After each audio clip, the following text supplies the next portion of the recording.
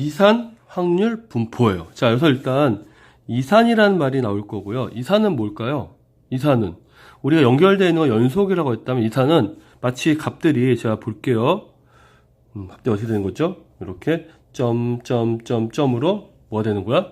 이렇게 떨어져 있는 걸 이산이라고 하죠. 그리고 옆에다가 하나 써놓을까요? 뭐라고 쓰면 될까? 옆에다가 이산 확률 분포 표라고 해도 될 것 같아요. 자, 그래서 여러분 보시겠지만 여기에 보시면 이산 확률 변수라는 게 나오는데 확률 변수죠. 이 확률 변수는 지금 보니까 하나, 둘, 셋 해서 자연수로 되네요. 됐습니까? 자, 그런데 이게 이산 확률 변수가 자연수인 게 아니고 각각의 확률들의 개수들이 자연수로 나온다는 얘기죠. 일단 여기까지만 할게요. 자, 그럼 여기까지 일단 요런 내용을 정리할 건데 뒤에 다시 한번 하겠지만 기대값은 평균을 얘기하는 거고 확률 변수에다가 확률을 곱한 거예요. 자, 그럼 다 했을까요? 자, 확률 변수에 곱하기 확률을 한 것을 어떻게 하는 거야? 요거의 합이 이산확률 분포표의 평균 기대값입니다.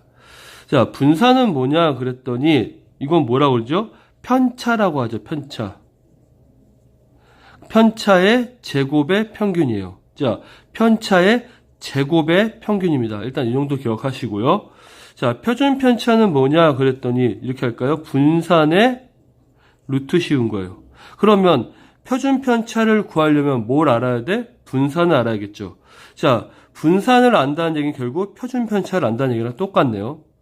그 다음에 지금 보시면 x가 확률 변수인데 거기에 실수배를 하거나 실수배를 하거나 지금처럼 b라서 일정한 수를 더하거나 뺐을 때 평균과 분산과 편차가 어떻게 되냐 했을 때 결론부터 얘기할게요. 평균은 곱한 만큼 곱하고요. 더한 만큼 더합니다. 대신 분산은 더한 건 의미가 없어요. 물론 뺀 것도 의미가 없어요. 대신 곱한 거는 제곱이죠. 아까 제가 뭐라 그랬죠? 편차의 제곱의 평균이라고 그랬죠. 그래서 제곱이에요.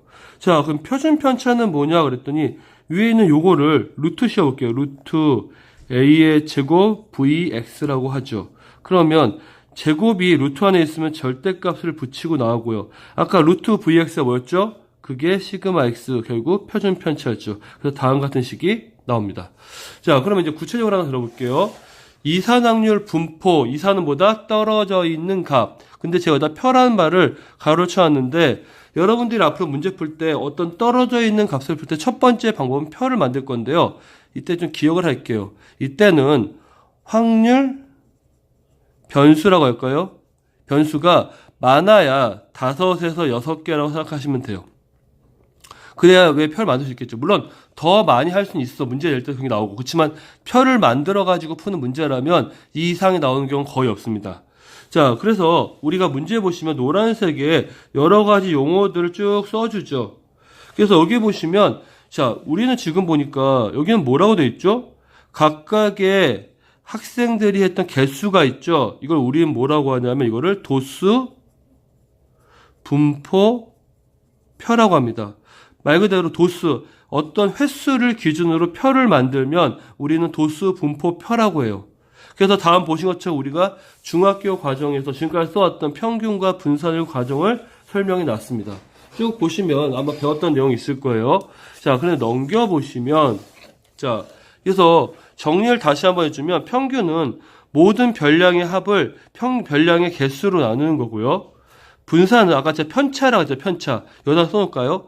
편차는 뭐냐 그러면 편차는 확률 변수에다가 또는 도수에다가 뭐를 빼주는 거야? 평균을 빼주는 거예요. 평균. 그게 편차죠. 자, 근데 왜 제곱을 했는지 얘기할게요. 왜 분산을 구할 때 y, 자, 왜 제곱을 하냐면 자, 구두로 할게요. 말로 쓰세요. 편차의 합은 얼마다? 쓰게 하겠다. 편차의 합은 항상 얼마야? 0이다. 근데 문제에서 보시면 편차를 그대로 더하게 되면 편차는 플러스 되고 마이너스 될 수 있죠. 그래서 마이너스가 플러스가 되는 가장 좋은 방법은 두 가지가 있는데 첫 번째 방법은 절대값을 씌우는 거야. 그런데 이건 문제가 있죠. 각 절대값에 뭘 확인해야 돼? 부호로 확인해야 돼요. 양수인지 음수인지. 그러면 그런 그런 뭔가 노력을 하지 않고도 바로 플러스 만들 수 있는 게 뭘까 했더니 제곱을 하는 거예요. 그래서 우리는 분산의 값을 구할 때 편차의 제곱을 합니다. 자, 그러면 표준 편차는 왜 분산 루트를 씌우냐? 분산은 이미 뭘 했죠? 이미 제곱을 했죠. 물론 제곱에다 루트 씌웠다고 항상 원래 했던 값으로 돌아가진 않지만 우리가 매번 얘기하지만 허용할 수 있는 오차라는 게 있어요. 그래서 허용 오차 안으로 값이 들어온다 생각합니다. 그래서 분산의 루트 씌운 게 그래서 표준이죠. 왜 표준은 뭐야? 기준이기 때문에. 자, 그러면 오른쪽에 이제 확률 변수에 대한 얘기를 할 거고 확률 분포에 대한 얘기를 할 건데요. 자, 쭉 써 있는데 일단 확률 변수는 지금 보신 것처럼 x라고 보통 쓰고요. 그 값을 또 소문자 x를 써줘요. 근데 특히 p라고 쓰는 걸 우리는 뭐라고 한다? 확률이라고 합니다. 자, 그런데 확률 변수가 지금 보신 것처럼 어떻게 돼 있어요? 확률 변수가 더 내려갈까요? 보신 것처럼 0이나 1, 2 중에서 뭐야? 확률 변수가 어떤 유한계를 가지면 셀 수가 있겠죠. 유한계. 100개, 1000개, 10,000개 괜찮아요. 근데 유한계면 그거를 우리가 이산 확률 분포, 흩어져 있다라고 얘기를 하죠. 그리고 각 확률 변수에 확률로 표시해 주는 게 확률 분포입니다. 아까 도수 분포는 각 확률 변수 사람들에 대해서 숫자로 표현했으니까 도수 분포였어요. 그리고 다음과 같이 어떤 이상률 변수를 가지고 함수는 뭘로 표현한다? 식으로 표현하죠. 어떤 확률을 그래서 떨어져 있는 값을 식으로 표현하면 그걸 우리는 뭐라고 한다? 확률 질량함수라고 합니다. 질량함수입니다. 자, 그러면 우리가 어떻게 하는 건지 잘 볼까요? 지금 보시면 확률 변수가 있고요. 각각 확률 변수에 확률이 있어요. 그럼 우리는 각각의 확률 변수에 대한 확률로 표를 만드는 거를 우리는 뭐라고 한다? 확률 분포표라고 합니다. 자, 그런데 밑에 예를 들어 보면 우리가 쭉 읽어보시면 결국 여기에 들어가는 게 공이 3개, 6개, 한 개 이렇게 되는 게 아니라 뭐죠? 각 값들이 존재할 수 있는 뭘로 표시해줬어? 확률 표시했죠. 그래서 제일 중요한 겁니다. 각각의 확률의 합은 그래서 반드시 뭐가 된다? 1이 된다. 그래서 표의 맨 오른쪽에 있는 값은 항상 뭐가 돼요? 1이 돼요.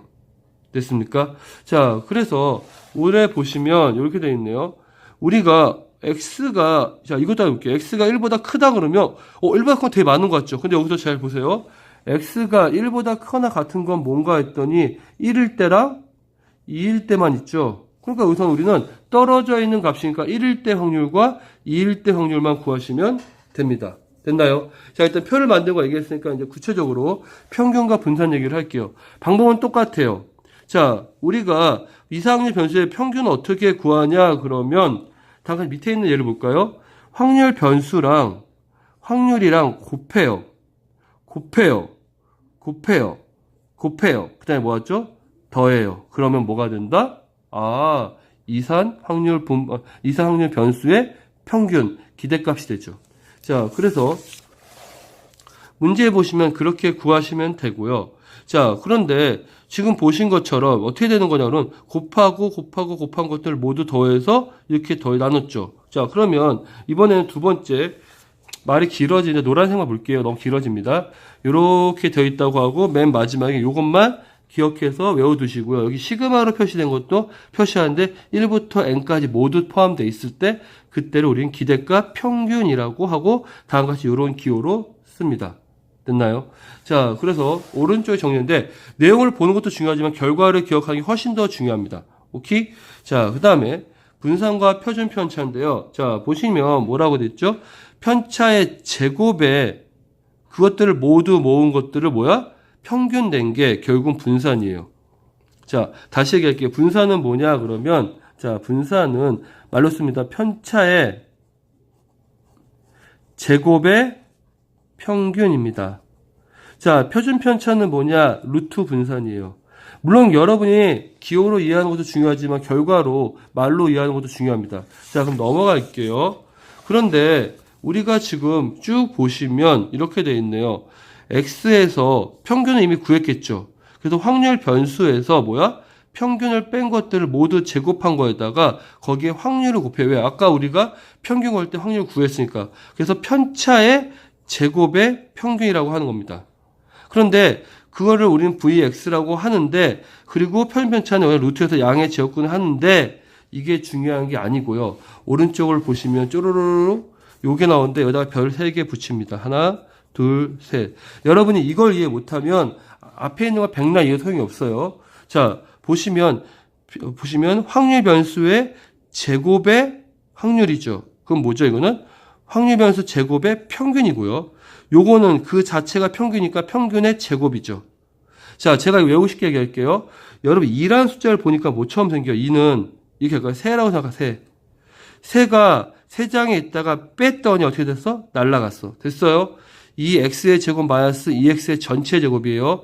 그게 뭐다? 분산이다. 기억하십니까? 자, 세를 안에 있던 걸 빼냈더니 날라갔다. 기억하시기 바랍니다.